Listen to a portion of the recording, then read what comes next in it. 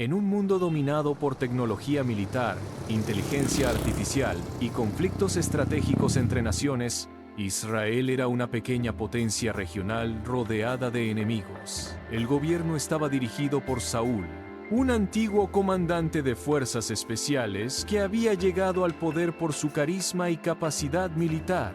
Alto, imponente, condecorado por múltiples campañas, Saúl parecía el líder perfecto. Pero dentro de su corazón algo había cambiado.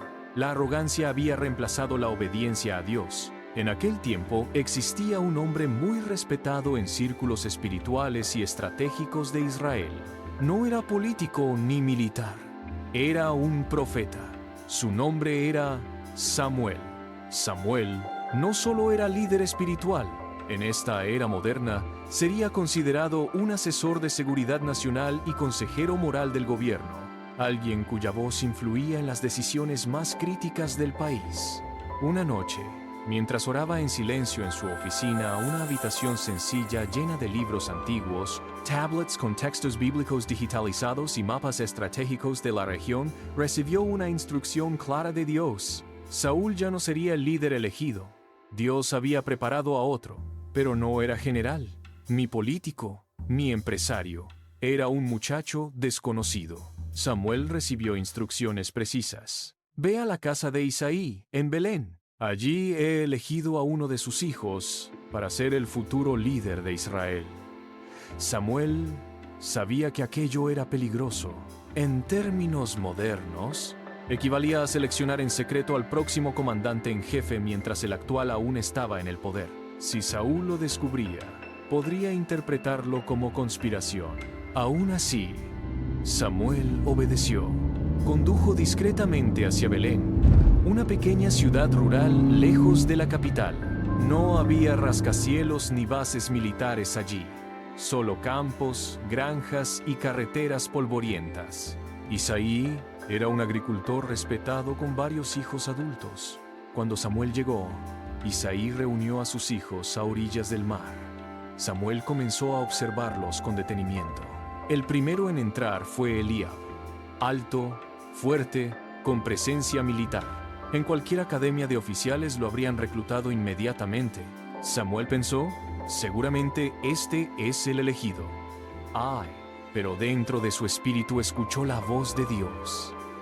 No mires su apariencia ni su estatura. Yo miro el corazón.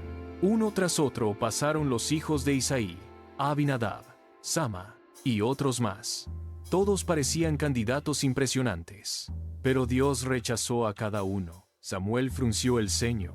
Algo no cuadraba. Entonces preguntó, ¿son estos todos tus hijos? Isaí respondió algo sorprendido. Bueno, queda uno, el menor, pero está trabajando. ¿Dónde?, preguntó Samuel. Está cuidando los rebaños en las colinas. En el mundo moderno aquello equivalía a decir, está fuera vigilando los sistemas de pastoreo, los drones agrícolas y los rebaños de la familia. Era el trabajo del hijo menor, el olvidado, el que nadie consideraba importante. Isaí envió a alguien a buscarlo. Minutos después apareció. No llevaba uniforme militar. Vestía ropa sencilla de campo, botas gastadas y una mochila donde guardaba herramientas, una pequeña onda moderna de entrenamiento y una tablet con música. Su nombre era David. Según antiguos escritos como el libro de Jaser, David no solo era pastor, también era músico, estratega natural y poseía una valentía extraordinaria, enfrentando depredadores que atacaban los rebaños. Pero nadie lo veía como líder. Era solo el menor. Cuando Samuel lo vio entrar, algo cambió en el ambiente. Dios habló nuevamente. Este es. Levántate y úngele. Samuel sacó un pequeño frasco con aceite. En tiempos antiguos aquello representaba la elección divina. En esta adaptación moderna, sería equivalente a una designación espiritual secreta que marcaría el destino de una nación. Samuel derramó el aceite sobre la cabeza de David. Los hermanos miraban confundidos. ¿Por qué él? ¿Por qué el menor? ¿Por qué el pastor? Pero en ese momento ocurrió algo invisible. La Biblia dice, desde aquel día el Espíritu del Señor vino sobre David con poder. 1 Samuel 16:13. David aún no era rey, no tenía ejército, no tenía poder político, ni siquiera tenía entrenamiento militar formal, pero Dios ya lo había elegido. Y en el mundo espiritual, la historia de Israel acababa de cambiar. Mientras tanto, en Jerusalén, el rey Saúl comenzaba a experimentar algo extraño, una oscuridad interior, ansiedad, ira, paranoia, lo que hoy llamaríamos una profunda crisis mental y espiritual. Sus asesores comenzaron a buscar una solución. Alguien sugirió algo inesperado. Necesitamos a alguien que toque música. Eso podría calmar la mente del rey. Y alguien recordó a un joven pastor de Belén, un muchacho que tocaba música como nadie, un joven llamado David. Sin saberlo, el futuro rey estaba a punto de entrar en el palacio del actual rey.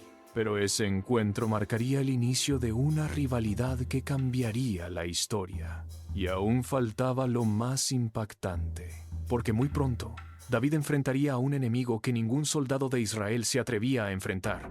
Un gigante, un guerrero imparable, una leyenda militar llamada Goliat. La llegada de David al palacio del rey Saúl no fue como la de un soldado ni como la de un político. Entró como músico. Pero lo que nadie sabía era que aquel joven pastor, ungido por Dios, estaba entrando silenciosamente al centro del poder de Israel. El palacio real en Jerusalén ya no era una fortaleza antigua. En el año 2026 era un complejo gubernamental altamente protegido, rodeado por vigilancia, drones de seguridad y unidades de inteligencia militar. Dentro de ese lugar, el rey Saúl luchaba contra algo que ni su ejército ni su tecnología podían controlar. La Biblia lo describe así: un espíritu malo atormentaba a Saúl. 1 Samuel 16:14. En términos contemporáneos, Saúl sufría crisis emocionales violentas, episodios de paranoia y ataques de ira incontrolable. Su mente, que antes lideraba ejércitos, ahora se convertía en su peor enemigo. Fue entonces cuando David fue llevado al palacio, cuando el joven comenzó a tocar su música adaptada en esta historia como una mezcla profunda de guitarra acústica, instrumentos de adoración contemporánea y salmos cantados. Algo sorprendente ocurrió. La mente de Saúl se calmaba, la ansiedad desaparecía, la paz regresaba al ambiente. David no solo tocaba música, ministraba. En ese tiempo comenzó a ganarse el respeto de los oficiales del palacio. Pero el destino tenía otros planes. Mientras David servía en el palacio, una amenaza enorme estaba creciendo en la frontera. Israel estaba en conflicto con una potencia militar rival conocida como los filisteos. Ambos ejércitos se encontraban posicionados en lados opuestos de un valle estratégico conocido como Ela Valley, un terreno clave para el control territorial. Durante 40 días ocurrió algo humillante. Cada mañana y cada tarde, un soldado enemigo salía del campamento filisteo. Pero no era un soldado común, era una máquina de guerra humana. Su nombre era Goliat. En esta adaptación moderna, Goliat era lo que hoy llamaríamos un operador de combate pesado, un mercenario entrenado para guerra urbana y combate táctico. Medía casi 3 metros. Vestía una armadura táctica reforzada, casco balístico, placas de titanio, escudo antibalas y llevaba un arma de combate de largo alcance. Era una mezcla entre gladiador antiguo y soldado moderno de guerra pesada. Cada día salía al valle y gritaba hacia el ejército de Israel: elijan a su mejor hombre, que venga a pelear conmigo. Si me derrota, nosotros serviremos a Israel. Pero si yo lo derroto, ustedes nos servirán a nosotros. Era un desafío público, un duelo, una humillación nacional. Los soldados de Israel, incluso los más entrenados, tenían miedo. El propio rey Saúl, que antes había sido un guerrero legendario, ahora se paralizaba ante la amenaza. La guerra estaba detenida. Nadie quería enfrentar al gigante. Mientras tanto, en Belén, Isaí seguía enviando provisiones a sus hijos mayores que servían en el ejército. Un día llamó a David. Hijo, lleva comida a tus hermanos y verifica cómo está la batalla. David cargó una mochila con pan, grano y suministros. Condujo hacia el frente de batalla. Cuando llegó al campamento israelita, vio algo que no entendía. Soldados armados, vehículos militares, equipos tácticos, pero nadie peleando. Entonces escuchó una voz retumbando en el valle. Era Goliat. Israel no tiene hombres.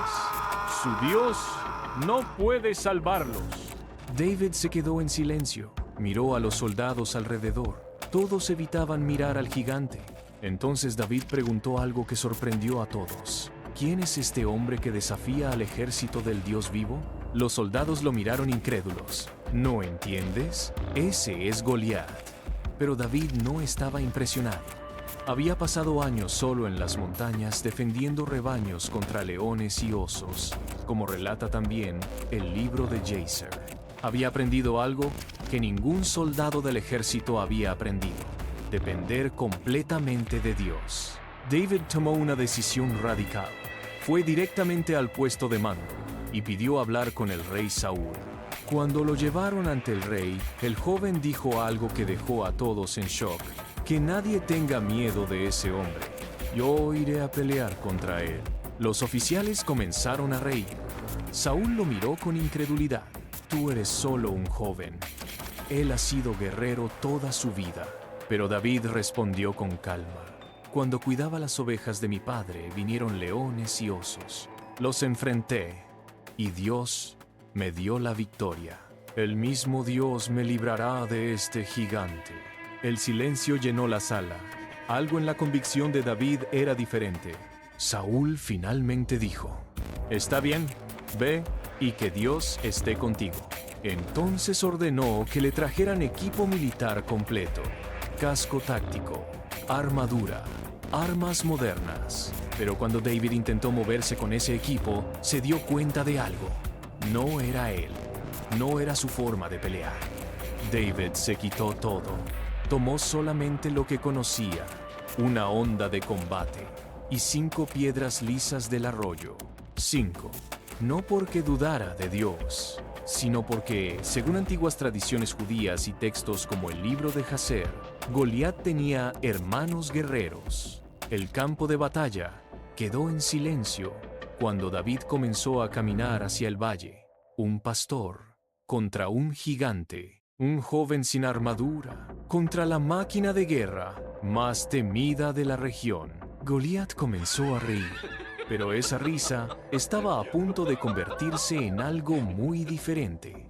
Porque David no solo venía con una honda, venía con algo que el gigante no podía ver: la autoridad de Dios. Y en el siguiente momento, la historia cambiaría para siempre. El valle de Ela estaba en silencio. 2 ejércitos completos observaban desde lados opuestos del terreno. Drones de reconocimiento flotaban sobre el campo, transmitiendo imágenes a los centros de comando. Vehículos militares permanecían estacionados. Francotiradores observaban desde posiciones elevadas, pero nadie disparaba. Todo se había reducido a un duelo. En el centro del valle caminaba Goliat. Su armadura táctica brillaba bajo el sol. Cada paso hacía temblar el suelo. Su casco reforzado tenía visores electrónicos y su escudo balístico parecía una pared móvil. Era la definición de superioridad militar. Entonces vio acercarse a su oponente. No era un soldado, no era un comando. Era un joven con ropa sencilla de campo, botas gastadas y una mochila. David. Goliat se detuvo y comenzó a reír. Una risa pesada, burlona, que resonó en todo el valle. ¿Esto es lo mejor que tiene Israel?, gritó con desprecio. ¿Envían a un niño contra mí? Algunos soldados israelitas bajaron la mirada. Parecía una locura. Pero David seguía caminando, tranquilo, con paso firme. Entonces Goliat levantó su voz otra vez. Ven aquí y daré tu cuerpo a las aves y a las bestias. Las cámaras de los drones captaban cada segundo, pero David finalmente respondió. Su voz no temblaba.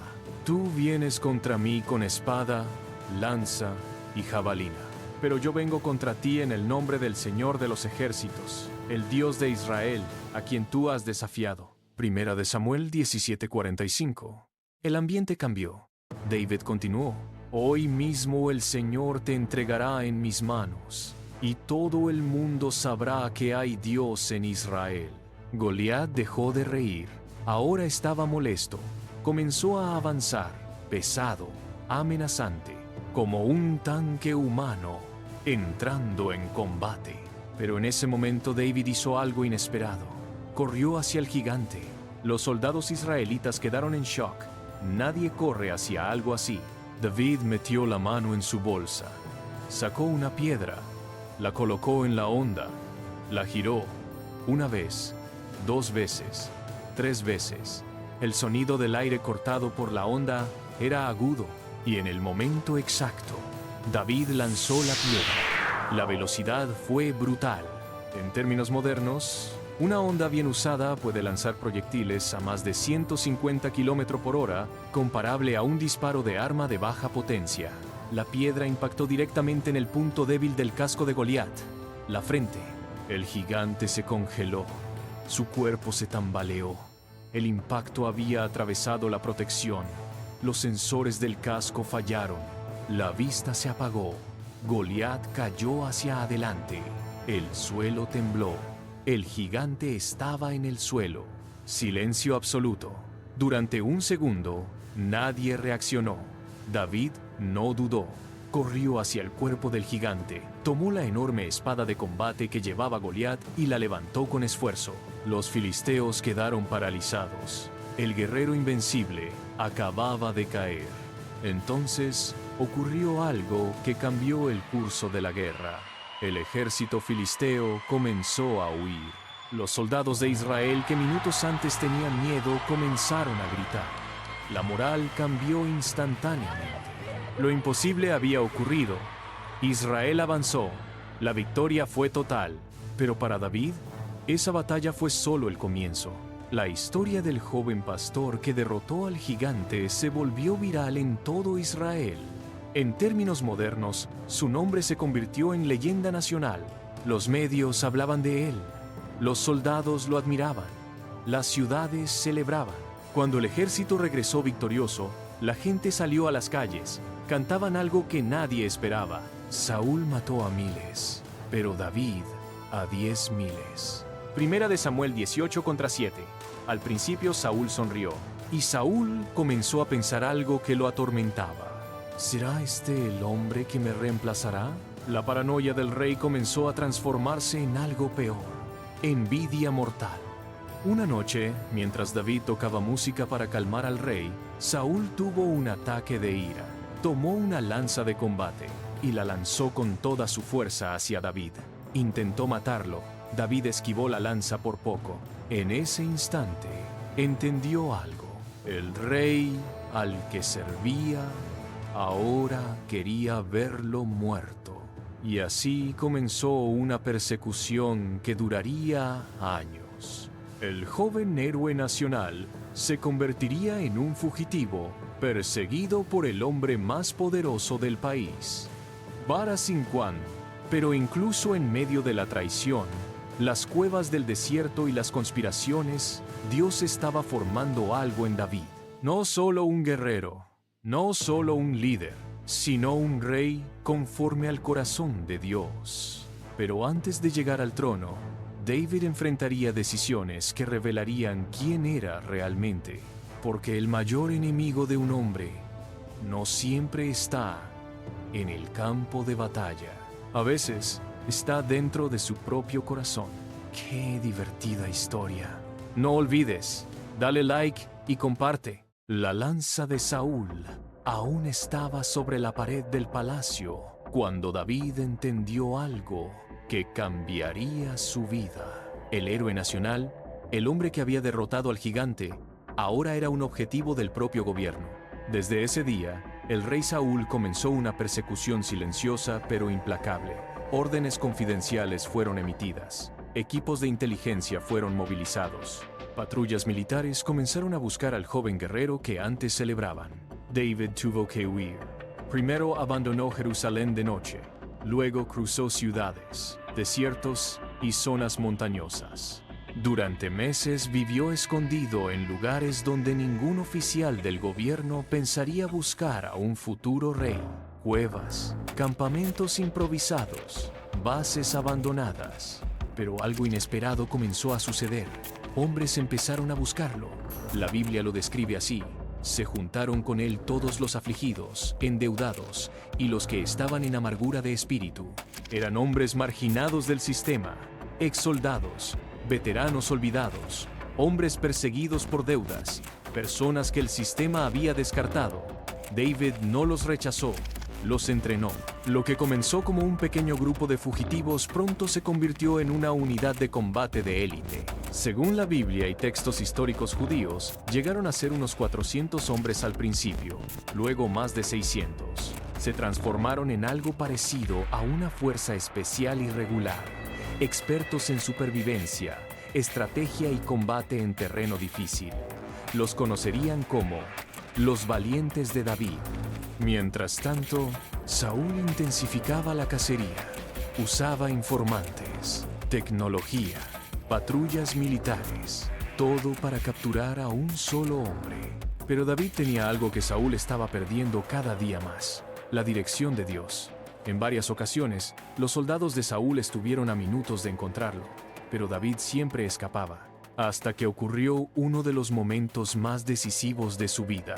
Una noche, Saúl y su ejército entraron en una región desértica llena de cuevas naturales. Lo que Saúl no sabía era que David y sus hombres estaban escondidos dentro de una de esas cuevas. El destino había colocado al rey justo frente al hombre que perseguía. Saúl entró solo a la cueva para descansar. No sabía que en la oscuridad, detrás de las rocas, David lo observaba. Los hombres de David comenzaron a susurrar: «Este es el momento. Dios te lo entregó. Termina esto ahora». Maina era la oportunidad perfecta. Un solo movimiento, un solo ataque, y David se convertiría en rey. David se acercó lentamente. Saúl estaba de espaldas, dormido. El hombre que había enviado ejércitos para matarlo estaba completamente indefenso. David sacó su cuchillo. La tensión en la cueva era absoluta, pero en lugar de atacar, David hizo algo inesperado. Cortó solamente un pedazo del manto del rey y retrocedió. Incluso eso lo hizo sentir mal. Su conciencia comenzó a incomodarlo. Entonces, David susurró a sus hombres: «No levantaré mi mano contra el ungido del Señor». Primera de Samuel 24:6. Minutos después, Saúl salió de la cueva sin saber lo que había pasado. David salió detrás de él y gritó desde la distancia: «¡Mi señor, el rey!». Saúl se volteó sorprendido. Entonces David levantó el pedazo del manto. «Hoy Dios te puso en mis manos, pero no quise matarte». El silencio llenó el desierto. Saúl entendió lo que había ocurrido, y por un momento, el corazón del rey se quebró. Comenzó a llorar. «Tú eres más justo que yo. Ahora sé que algún día serás rey». Primera de Samuel 24:17-20. Pero aunque Saúl reconoció esto, la paz no duraría mucho. La persecución continuaría. Sin embargo, con el tiempo algo inevitable ocurrió. Las guerras de Saúl contra los filisteos se volvieron cada vez más desesperadas. La dirección de Dios ya no estaba con él. Y en una de esas batallas finales, Saúl cayó en combate. Israel quedó sin rey. La nación estaba en crisis. Entonces los líderes del país comenzaron a recordar algo que Samuel había hecho años atrás. Un joven pastor, ungido en secreto. Un guerrero que había vencido gigantes. Un líder que había mostrado misericordia incluso hacia su enemigo. Ese hombre ahora tenía seguidores, un ejército leal, respeto nacional. Su nombre era David, y muy pronto Israel tendría un nuevo rey. Pero incluso los hombres más usados por Dios pueden caer. Y el momento más oscuro en la vida de David no ocurriría en una guerra, ocurriría en su propio palacio, con una decisión que traería consecuencias devastadoras. Después de años de persecución, batallas y supervivencia en el desierto, finalmente llegó el momento. Los líderes de Israel se reunieron en Hebrón. Generales, ancianos, gobernadores regionales y representantes del pueblo estaban presentes. Todos sabían algo. David no solo había demostrado valentía en la guerra, había demostrado carácter. Había tenido oportunidades para tomar el poder por la fuerza, y no lo hizo. Por eso, en una ceremonia solemne, David fue reconocido oficialmente como rey de Israel.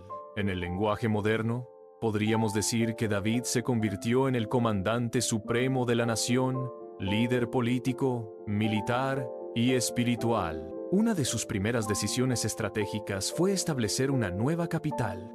Escogió una ciudad fortificada llamada Jerusalén, la transformó en el centro político y espiritual del país. Bajo su liderazgo, Israel experimentó un periodo de estabilidad, expansión militar y prosperidad económica. David reorganizó el ejército, fortaleció la seguridad nacional y derrotó repetidamente a los filisteos y otros enemigos regionales. Sus guerreros de élite, los valientes de David, se convirtieron en leyendas militares. Pero el mayor deseo de David no era el poder, era la presencia de Dios. Por eso ordenó traer a Jerusalén el Arca del Pacto, símbolo de la presencia divina. Cuando el arca llegó a la ciudad, la Biblia dice que David hizo algo que sorprendió a muchos líderes políticos. Danzó delante del Señor con todas sus fuerzas. Segunda de Samuel 6 hasta 14. Imagina al rey, el hombre más poderoso del país, celebrando públicamente, adorando a Dios sin preocuparse por su imagen política. Para David, Dios era más importante que su reputación. Durante años su liderazgo fue fuerte y respetado. Pero incluso los grandes líderes pueden caer cuando bajan la guardia. La Biblia narra un momento clave. En la primavera, cuando los reyes salen a la guerra. Segunda de Samuel 11 hasta 1. Pero David no fue. Se quedó en Jerusalén. Aquella decisión aparentemente pequeña abrió la puerta al momento más oscuro de su vida. Una noche, mientras caminaba por la terraza de su palacio, un moderno complejo presidencial con vista a la ciudad, David vio algo que no debía ver. Una mujer, hermosa, estaba bañándose en una residencia cercana. Su nombre era Betsabé. David preguntó quién era. La respuesta debió haberlo detenido inmediatamente. Es Betsabé, la esposa de Uría. Uría no era cualquier hombre. Era uno de los soldados más leales del ejército de David, un miembro de sus guerreros. Pero David tomó una decisión terrible. Ordenó que trajeran a Betsabé, y esa noche pecó. Tiempo después, llegó un mensaje que lo cambió todo. Betsabé estaba embarazada. David entró en pánico. Intentó encubrir lo sucedido. Mandó traer a Uría desde el frente de batalla con la esperanza de que pasara tiempo con su esposa y el embarazo. Pareciera normal, pero Uría tenía demasiado honor. Mientras sus compañeros soldados estaban en guerra, él se negó a disfrutar comodidades en casa. Durmió fuera de su casa. El plan de David fracasó. Entonces tomó una decisión aún peor. Envió una orden secreta al comandante del ejército, colocar a Uría en la parte más peligrosa de la batalla y luego retirarse. La orden fue ejecutada. Uría murió en combate. David pensó que nadie sabría la verdad. Se casó con Betsabé. Parecía que todo estaba bajo control, pero había alguien que sí sabía lo ocurrido: Dios. Tiempo después, un hombre llegó al palacio, el profeta Natán. En esta historia moderna, Natán sería algo así como un consejero espiritual nacional con autoridad moral para confrontar al rey. Natán no acusó directamente a David. Primero contó una historia. Había dos hombres en una ciudad. Uno era rico y tenía muchas ovejas. El otro era pobre y solo tenía una. Pero el hombre rico tomó la única oveja del pobre. David se indignó. «¡Ese hombre merece morir!». Entonces Natán dijo las palabras más poderosas de toda la historia. Ese hombre eres tú. El silencio en el palacio fue absoluto. Natán reveló todo: el pecado, la traición, la muerte de Uría. David, el guerrero que había derrotado gigantes, ahora estaba frente al gigante de su propio pecado, y en ese momento crucial hizo algo que muy pocos líderes hacen. No negó, no se justificó, no culpó a nadie más. David cayó de rodillas y dijo: «He pecado contra el Señor». Ese momento de arrepentimiento quedó registrado en uno de los textos más profundos de la Biblia, el Salmo 51, una oración donde David clama: «Crea en mí, oh Dios, un corazón limpio». Pero aunque Dios perdonó a David, las consecuencias del pecado llegarían. Su familia sería sacudida por conflictos. Su reino enfrentaría crisis internas. David aprendería una lección dura, pero eterna. El poder no protege a nadie de las consecuencias del pecado. Y con los años, el gran guerrero comenzaría a envejecer. Su cuerpo se debilitaría, sus batallas cambiarían. Pero antes de morir, David dejaría algo mucho más grande que un reino. Dejaría una promesa, una que cambiaría la historia del mundo, porque de su linaje vendría un rey mucho mayor. Los años habían pasado. El joven pastor que una vez corrió hacia un gigante, ahora era un rey envejecido, marcado por décadas de guerras, liderazgo, victorias y también errores. Jerusalén se había convertido en una ciudad poderosa. Centros administrativos, fortificaciones modernas y redes comerciales conectaban Israel con las naciones vecinas. El reino de David era ahora una potencia regional estable. Pero dentro del palacio real la paz no era tan perfecta. Las consecuencias del pecado de David comenzaron a manifestarse en su propia familia. Conflictos entre sus hijos, ambiciones por el poder, intrigas dentro del gobierno. Uno de los episodios más dolorosos ocurrió cuando Absalón, uno de los hijos de David, comenzó a ganar popularidad entre el pueblo. Absalón era carismático, atractivo, un excelente comunicador. En términos modernos, sería un político joven con enorme influencia pública. Durante años comenzó a posicionarse estratégicamente. Hablaba con la gente en las entradas de la ciudad, escuchaba sus problemas y poco a poco sembraba una idea peligrosa. Si yo fuera líder, haría justicia. La popularidad de Absalón creció rápidamente, hasta que un día hizo lo impensable. Organizó una rebelión contra su propio padre. El rey David tuvo que tomar una decisión devastadora. En lugar de iniciar una guerra dentro de Jerusalén, decidió evacuar la ciudad con sus seguidores más leales. El hombre que había conquistado la capital ahora salía de ella como refugiado. La Biblia describe ese momento como profundamente doloroso. David caminaba descalzo, llorando, mientras cruzaba el valle con su gente. Pero incluso en ese momento crítico, David dio una orden clara a sus generales: «Traten con gentileza a mi hijo Absalón». La guerra civil fue breve pero brutal. Las fuerzas leales a David finalmente derrotaron al ejército rebelde. Pero durante la batalla ocurrió algo inesperado. Absalón quedó atrapado por su cabello en las ramas de un árbol mientras huía. Uno de los soldados lo encontró y lo mató. Cuando la noticia llegó al rey David, el hombre que había enfrentado gigantes se quebró. No celebró la victoria, no habló de política, solo gritó una frase llena de dolor. Nota celebró: «Absalón, hijo mío, Absalón, ¿quién me diera que muriera yo en lugar de ti?». Segunda de Samuel 18 hasta 33. Fue uno de los momentos más humanos y desgarradores de toda la historia.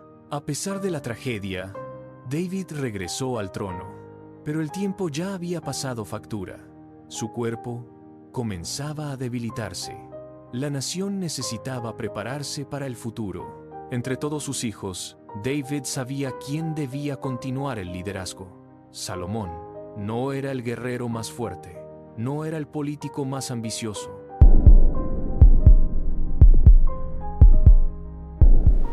un padre hablando con su hijo, y un rey hablando con el próximo líder de una nación. David le dijo algo que sigue resonando miles de años después. Sé fuerte y sé hombre. Guarda los mandamientos del Señor tu Dios. Camina en sus caminos. Primera de Reyes 2 hasta 2:3. Pero David también dejó una visión mucho mayor. Desde joven había tenido un sueño: construir un gran templo para Dios en Jerusalén, un lugar donde la presencia de Dios fuera honrada. El disto de Lais. Sin embargo, Dios le había dicho que esa tarea no sería para él, sería para su hijo. Salomón sería quien construiría el templo. Pero antes de morir, David hizo algo extraordinario. Preparó los recursos, materiales, planos, fondos, todo lo necesario para que el proyecto fuera posible. El viejo guerrero entendía algo profundo. A veces la misión de una generación es preparar el camino para la siguiente. En sus últimos días, David también recibió una promesa de Dios que cambiaría la historia para siempre. Dios le dijo que de su linaje vendría un rey cuyo reino no tendría fin. En el lenguaje bíblico se conoce como el pacto davídico.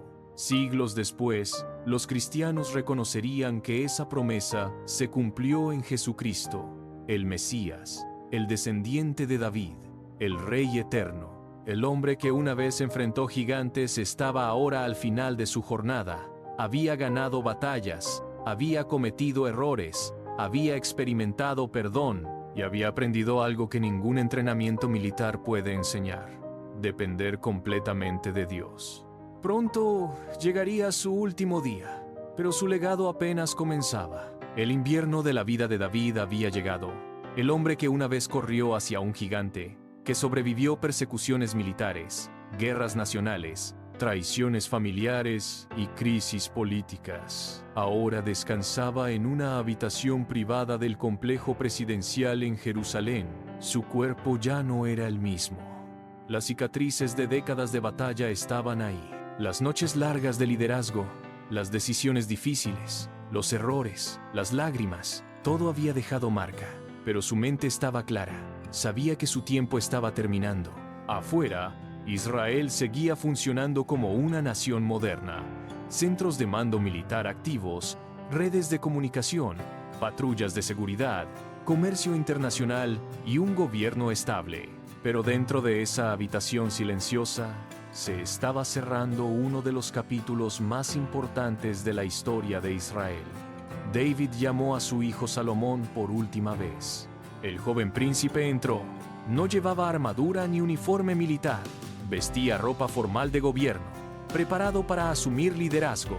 David lo miró con calma y le habló no como un rey, sino como un padre que sabía que sus palabras serían recordadas por generaciones.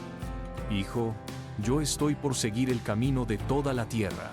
Era su forma de decir: mi tiempo terminó.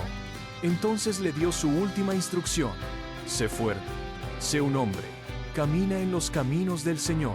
Primera de Reyes 2 hasta 2:3. No le habló primero de estrategia militar, ni de economía, ni de política internacional. Le habló de Dios, porque David había aprendido algo después de toda una vida de victorias y fracasos.